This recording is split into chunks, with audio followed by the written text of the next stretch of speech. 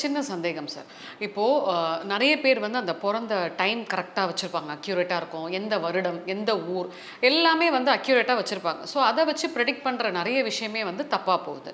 அப்படி இருக்கும்போது அந்த டைம வச்சு நீங்க அந்த நம்பர்ஸ வச்சு சொல்றீங்களே, இது எந்த அளவுக்கு உங்களுக்கு வந்து ரிசல்ட் குடுக்கும்னு நெனைக்கிறீங்க?